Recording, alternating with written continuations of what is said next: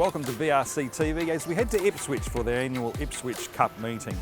But first, let's reflect back on Stradbroke season and the grand finale last Saturday at Eagle Farm where we saw Tafani take out the Tab Stradbroke.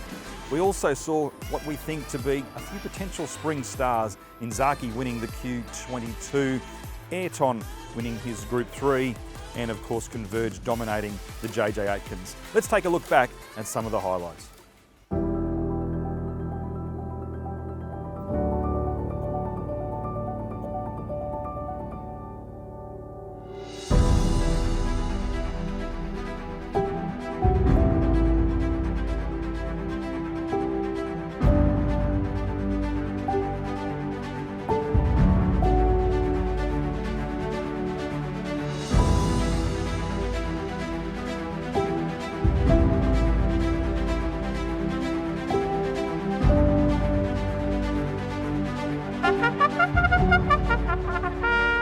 Good line, gates open, racing. Vega 1 was away brilliantly. Emerald Kingdom, Apache Chase going forward.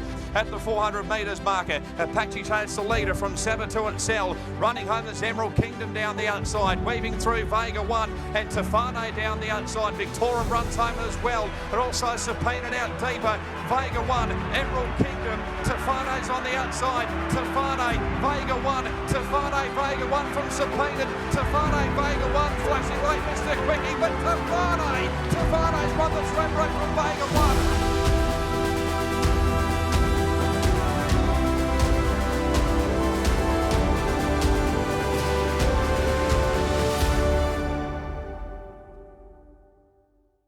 Well, Stradbroke's season may be over, but the big events continue here at the Brisbane Racing Club. On June 27, Eagle Farm hosts Are You Lonesome Tonight, where country music meets the opera. Are You Lonesome Tonight has visited over 30 locations around the state. We've travelled over 8,000 kilometres. We've been to remote areas such as Windora, Mount Isa, all the way north to Cairns, and we are so delighted to be wrapping up the largest tour in our company's history here at Eagle Farm Racecourse on the 27th of June. Take a walk in my country. Just play good music, no matter where that sits, no matter where that comes from.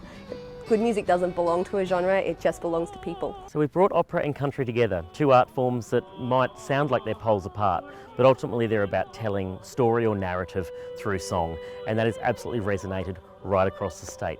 Huge audiences in locations such as Longridge, in Winton. Over 500 people have come out to see this show and the reviews have been absolutely spectacular. So we can't wait to bring the show here to a Brisbane audience in this spectacular location.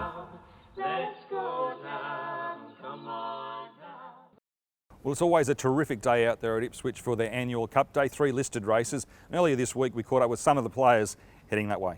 Matt Hoyce said it's been a good carnival for the stable. A couple of nice feature wins with Tumbler Ridge and Uncommon James there on Saturday. Yeah, it has been. Look, it's good. This is the right time of year to be in a bit of form. They're two really nice horses, and a couple of nice chances again this week, and even for the next coming weeks as well. Got a really nice team up and going at the moment. So fingers crossed over the next 3 weeks we're going to have the same bit of luck. So Tumbler Ridge, you beat the older horses there over the Eagle Farm Carnival. You dropped back to your own age there in a set weights race at Ipswich. He looks well placed here. Yeah, he does. Look, he was obviously probably a career high run last start. Look, he really put him away in really good fashion in still what is a bit of an unsuitable trip for him. Definitely thinking once he sort of gets to the mile, that's really going to be his pet trip. So we stay, only go up 50 metres in trip, but we've kept him pretty fresh and a bit of zip in his legs to try and counteract that. And look, don't think he could be going any better. The horse, he looks fantastic at the moment, and on his work Tuesday morning, it's a race he should be ultra competitive in. We've got Kylise stretching to the 1200 metre of the Gay Waterhouse on Saturday. She all but won a stakes race there at Doom, and she did all the hard work, and before Varda just gunned her down at the end. Yeah, it was obviously very frustrating. It was, she looked home for all money, and you saw that flashing blue silks come charging down the outside and got us right on the line. Kelly SCHWEIDA, the barrier gods didn't treat you too well at Ipswich. 3 drew wide and scratched Fleet Dove, and instead she runs in the Gay Waterhouse Classic off a better draw, but obviously a tougher race. Yeah, that just seems the normal. I don't know whether they put my name in the hat, but Slow Hand's got 60 kilos, 13 out of 13, and he's a back marker. So, but anyway, he's on his way to Hope Path to Rocky for the Rocky Cup this year. So thought his last run was pretty good, but 1200 metres for him. Yeah. He had a reputation of being a non-winner, but he's won twice this prep, and as you say, that last 1200 metre run, that's as good as he's ever gone. Yeah, that's a pretty smart horse. That horse Van Dyke that won it, and the time was good. But no, he seems to be going good. I think the pattern bud is to ride him quiet. Batanga's entry, where's he at? He runs in the Cooney, which looks a pretty strong race on paper. Super field. All these horses should go home that are coming from down south. Look, his first run was good. I expected a little bit more from his last start. Whether the 60.5 kilos second up worried him a bit, but yeah. Look, I've always had a good opinion of him, but just was a little bit disappointed the other day. Fleet Dove, we mentioned earlier, you've been forced to run her in the Gay Waterhouse against the older horses, but at least she's drawn well there. Yeah, look, and you know, we're chasing black type for her. I can't believe the other day, look, she's only just got beat probably a long neck from the winner, and Rachel King rode at the treat and she said, you know, can't believe you're beaten a couple of inches from getting black type. Chris, once you've got a solid team heading to Ipswich, you're going to have two runners in the eyeliner, Stampy and Boom Sarah. Boom Sarah was back to form last time. Nice effort. It was nice to see him race a bit that way, Nathan. He was the first time he'd been able to get on top of the ground this preparation, and he really seemed to appreciate that, and I think he appreciated a pretty aggressive ride from Huey as well. He gave him a terrific ride and the horse responded well. Did he run in this race last year? He just got beat a nostril, yeah, he was narrowly beaten, and he'd come from well back. There was a lot of speed, and Brad Stewart rode him last year and he was second, third last, but finished off really well. You've unearthed a pretty exciting 3-year-old in Palace Span, 3 from 3. You lift the bar this Saturday. It's obviously a tougher race, but this horse couldn't have done any better than what's done so far. No, well, the horse that she beat the other day came out and won quite easily the other day at Caloundra, albeit probably a bit lesser race, but it did win quite well. And I mean, you've got to remember the other day they spaced the third horse by 7 or 8 lengths. So I think she's a really nice filly. I want to get a guide on her after Saturday as to whether we go to Caloundra for the Winx Guineas or not. She's a say you think, so I think the mile will suit her. But it'll be just good to see how she performs in a bit stronger race on Saturday. Chris Anderson, we're here probably with one of Queensland's most consistent horses, but perhaps one of Queensland's unluckiest as well.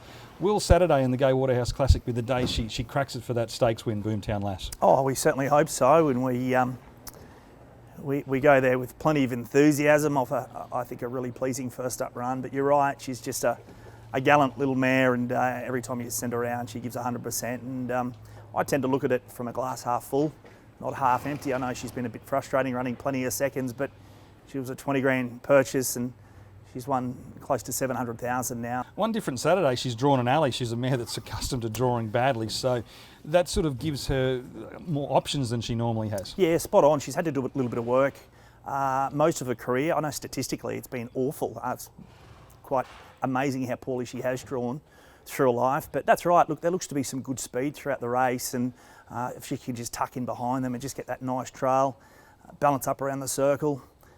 Once they straighten, if she can just get that nice little split through and put them away, that's how I certainly would see it unfolding. All right, so we head to Ipswich on Saturday. You've got a runner in Slow Hands. He draws out in the car park. Yeah, probably not his track either, a little bit tight, but we're hoping. He's going really well. He ran a very good race over 1,200 metres, which is foreign to him the last start.